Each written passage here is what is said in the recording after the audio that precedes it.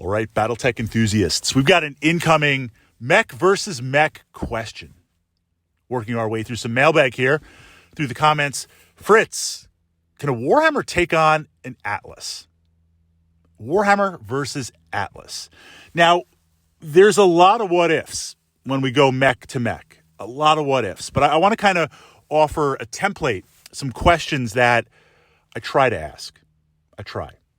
I say try because as your mech commander, I want to give you some good advice. I want to cut down that learning curve, right?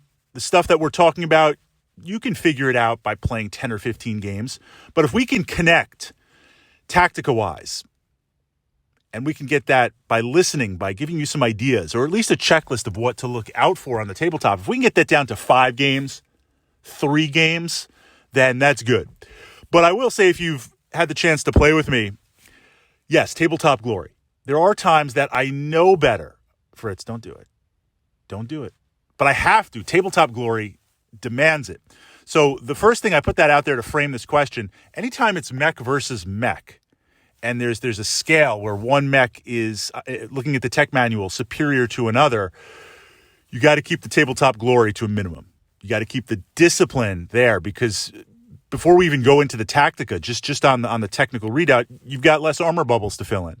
You've got less weapons. Depending on the configuration, you might be more vulnerable, ammo locations and things like that. So we need to have that discipline. Well, we're going to go for a little bit of tabletop glory. So the checklist is this. When we look at mech versus mech, in that moment, you're going to have to ask yourself other questions. Is this a one-on-one duel? Not necessarily a clan thing, but the lance is busy, everyone's busy. In this moment, an Atlas powers up out of a building, crashes out, and your Warhammer's like, okay, now we got to do what we got to do.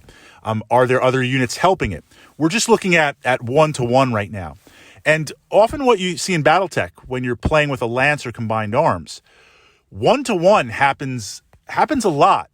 Not as in a dedicated, let's just go head-to-head for a number of turns, but or a challenge if it's clans. But you'll see one-to-one where a lance is working. Next thing you know, for 2 or 3 or 4 turns, you're engaged to a single mech. Then you might reform or you might break off. So it does happen more than you think. We look and say, okay, what are the strengths of this mech and the weaknesses of the mech? Or what are the strengths of the matchup and the weakness of the matchup? We've got to push our strengths, tactical-wise, and minimize our weaknesses and flip that, right? Minimize our opponent's strengths, maximize their weaknesses. I'm going to play the Warhammer because, I love both mechs, but the Warhammer is kind of an iconic mech. I don't want to get close to that Atlas until it's time. What I mean by that is the Atlas has that autocannon 20. The Atlas has a brace of shorter range weapons. The Atlas has the tonnage. So if I get that close to try and really utilize my lasers and smaller weapons, unless I've really weakened that Atlas and I'm going in for the kill, it'll very easily and quickly close that distance. Not only utilize that autocannon 20, which is just gonna tear me up, but it's also going to be able to punch and kick. The Warhammer has a brace of weapons, but really it's geared up to extremely close range or extremely long range or longer range. I want to utilize those PPCs. That Atlas does not have a PPC. Now I've got heat. I got to worry about heat. Can I stay at range, run and gun? And it would be more important to be mobile, firing a PPC every turn or 2 every other turn, keeping the heat down. Can I run and gun? Yes, the Atlas might have long-range lasers, depending on how far away we are.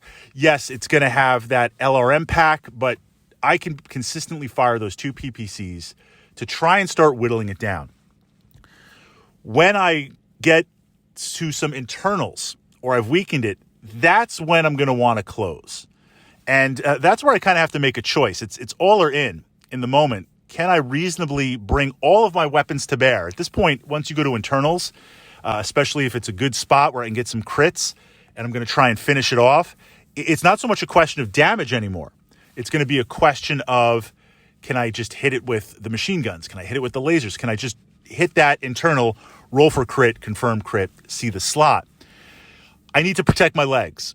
I need to protect my legs, not just from kicks, but at range, the weakness or one of the weaknesses of the Warhammer, the legs.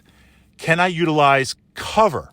Can I utilize aspects to minimize those legs? Or if my legs start taking damage, can I kind of be facing one direction, torso twist another, so at least I can take some damage on the other leg if I have to, while bringing my weapons to bear?